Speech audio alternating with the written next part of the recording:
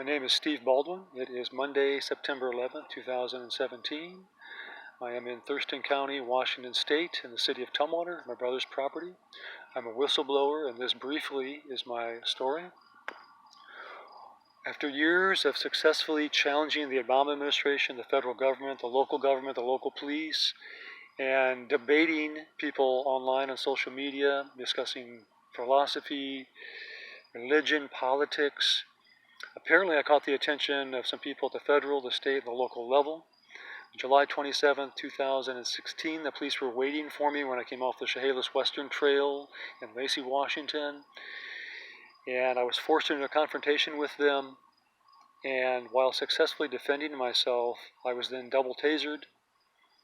I was beaten on with the fist of the arresting officer while I laid on my belly face down in the road. I was then booked into the Thurston County Jail.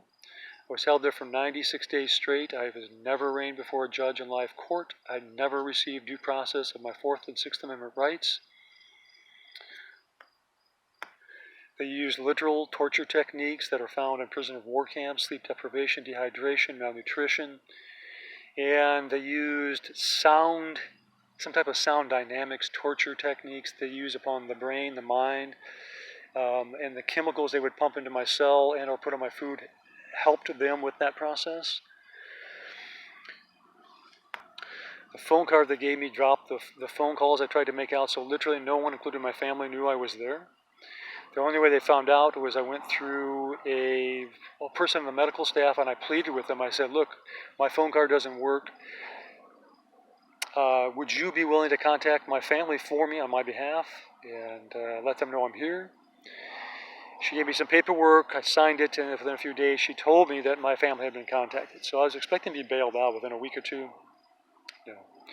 Apparently, in early August, one of my brothers did try to bail me out. I was never told he tried to bail me out.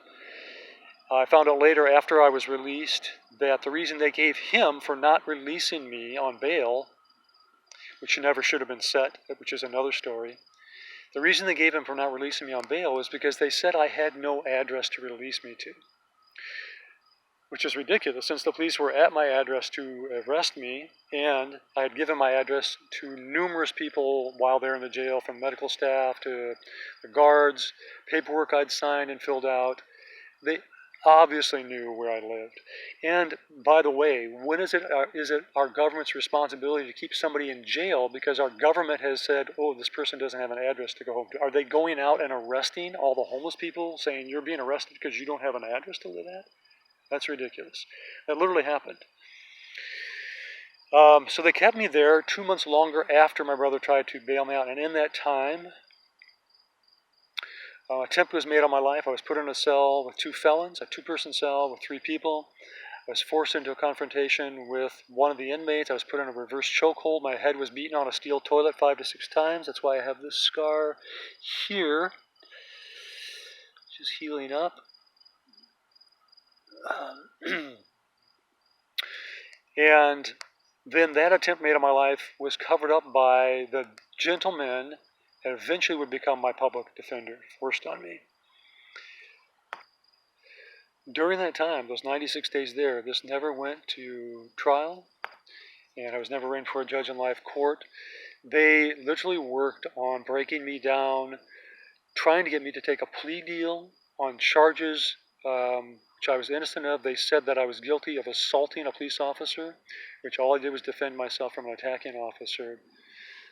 They wanted me to accept a plea deal on that, which still carried with it serious consequences. They put a gentleman in one of the cells I was in who tried to convince me to commit myself to Western State, which is a behavioral health facility here in Washington State, claiming that if I did that, I'd get to go home early. But I realized that they were literally trying to get me to say I was guilty of things, or to associate me and my name, my character, with things that would then degrade my testimony against them. They constantly worked on setting me up while being incarcerated to then document me in a way, or classify me in a way through the medical staff and through the guards, as being someone who would be unreliable in my testimony. They literally tried to set people up and have them classified. So they then, when they try to defend themselves in court, they hold up the paper and say, no, we have this person classified this way. You can't listen to anything they're saying. This happened because of the years of exposing the Obama administration, his hate for America, his attempts at subverting America, local government, the attacks on family, community.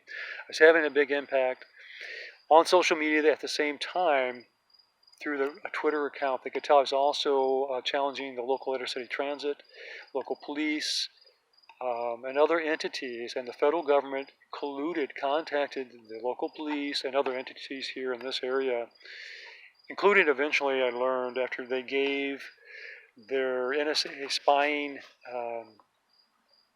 capabilities to local Antifa, BLM, la-Razza groups who are also associated with the local police forces and the Thurston County Jail. There's a number of people involved with those groups who are in the system there. I have found out now on a daily basis, if I leave my home, I am harassed, followed. They try to set me up on intercity transit. They try to set me up around the community in stores. They literally have people daily, moment by moment, trying to harass, intimidate, accuse, lie, slander. They literally try to set people up and then video it and document it in a way that they can assassinate a person's character. So they just don't work on a person's character. They also work on assassinating people whose character they can't assassinate, which was an attempt made on my life while in jail, and attempts made on my life after getting out of jail, and harassment before I went into jail. This is literally the federal government colluding with state government, county government, and local government, and private sector citizens and businesses, which they recruit by going behind a person's back and simply accusing a person of crimes in which we've never been arrested for, never been found guilty for, never even been to court for. That's literally what they do. They lie. And you see the lying going on in our culture right now, in the mainstream media, all through the culture. There's openly lying now about people, from the president on down. And because I was exposing them in the Obama administration, his attempted subversions of America, of our family, of our culture, of the foundations that we hold sacred, because I was challenging the corruption of local police and local government, they literally colluded and worked on burying me in the Thurston County Jail and a legal system there, not expecting me to get out. They literally were trying to keep me from being able to contact my family. And once that happened, they then denied bail. That was posted by my family, never told me that that was denied, never tried to rectify the situation, and never told and the public defender they had signed to cover up the attempt made on my life by the two inmates, never told me, after being assigned as my now permanent public defender on the original charges, about my family even trying to bail me out. They literally were trying to bury me there in the system, hoping I would never get out, and then having me committed to Washington State, which is a mental health, which is a behavioral health facility. That's what they try to do. They literally try to assassinate a person's character so that when they do speak out, or if they ever go to court, or if they ever try to tell their story, or get national attention, they then have that person's name demeaned. As I said, I'm literally being harassed daily, and it's been that way before I went to jail, back on July 27th, 2016, and now here we are, September 11th, 2017, and I'm still literally harassed, followed by either police and or those they've now recruited in the private sector, and then with government agents, both working for the CIA, which now controls America's FBI and NSA. They've given over their spying and hacking capabilities to local entities, including Black Lives Matter. This is Washington State, where recently at the Evergreen State College, the Black Lives Matter tried to have all white people based on skin color, although not content of character, as Martin Luther King Jr. said, but based on skin color alone. They tried to have white people banned from the campus. And the professor that ended up blowing the whistle on that ended up on Joe Rogan explaining his story. They tried to tell him that because he was white, he would not even be allowed to defend himself. What I'm getting at is that's the type of atmosphere here in Western Washington, in Thurston County, in Olympia, Washington, Tumwater, and Lacey, Washington. It is literally a secular, humanist, anti-American, anti-humane, anti-family, anti-community group of people, politicians, local private sector citizens, This is what they believe. They do not believe in the rule of law. They do not believe in our inalienable rights. They do not believe in our civil or constitutional rights, though they claim they do, which again is just another lie to help them cover up their attempted subversions and the hunting and stalking of Christians, of all American lovers who just love this country, people who have openly supported our inalienable rights, our constitutional rights, our civil rights on social media. They have literally documented, databased, and are now stalking and hunting those people, and as I said, tried to incarcerate me in Thurston County Jail for 96 days straight, tortured daily, trying to beat me down and get me to accept a plea deal or commit myself to Western State. And that was after an attempt was made on my life. So this briefly is my story. There's much more. The feds are colluding with state, county, and local government and private sector citizens to literally hunt down those of us who have been standing up for this nation, for our communities, for our family, for those things which we consider to be sacred. Our inalienable rights, our civil rights, our constitutional rights, the rule of law. I will be telling more of this, but I am being slandered, stalked. There have been attempts made on life. I've been poisoned a number of times, literally poisoned a number of times since I've been out. And I'm getting this information out to as many people as possible. As I said, they've been trying to assassinate my character. They've accused me of things of which I've never been arrested for. I've never gone to court for. I've never been tried. I've never been arraigned before a judge on live court for. They simply go behind people's backs. They go door to door. They go business to business.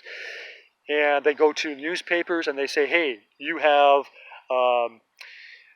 a white nationalist Trump supporter, and we've classified them as racist, bigots, haters. And this is being done by the people who are actually the racists, the bigots, and the haters. That's how irrational their hate is. They actually take what they're guilty of and they accuse innocent people of being guilty of those things so that they can have those people arrested, jailed, and thrown in prison and or killed. That is going on in America. I'm one of many people. I happen, though, to have found out the entities involved and been exposing them, and so there's a colluded effort trying to come down on me as well as others, trying to take us out, trying to take Trump out, and all we do is